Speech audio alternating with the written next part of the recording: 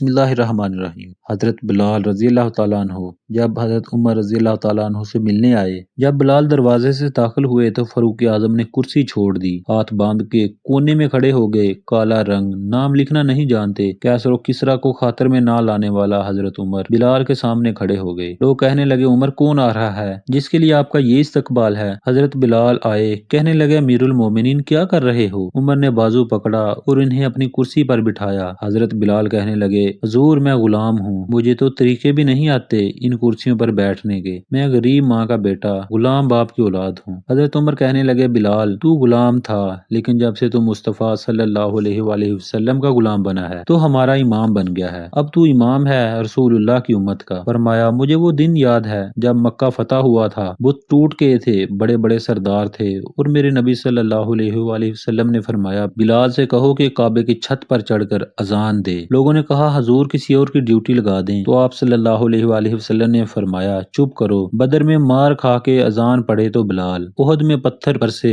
اذان پڑھے تو بلال، تپتے صحراؤں میں پتھر کھا کر اذان پڑھے تو بلال کو بلاؤ۔ اور آج اگر اللہ نے عزت دی ہے تو میں لوگوں کو دیکھ کر بلال کو عزت نہ دوں؟ فرمایا، کوئی اوپر نہیں چڑھے گا، ابو بکر بھی نیچے، عمر بھی نیچے، عثمان و علی، طلحہ اور زبیر بھی نیچے، آج یہ حبشی غلام کعبے کی چھت پر چڑھے گا اور میں دنیا کو بتاؤں گا عزت اسی کے پاس ہوتی ہے جو رسول اللہ صلی اللہ علیہ وآلہ وسلم کا غلام بنتا ہے۔ اللہ اکبر۔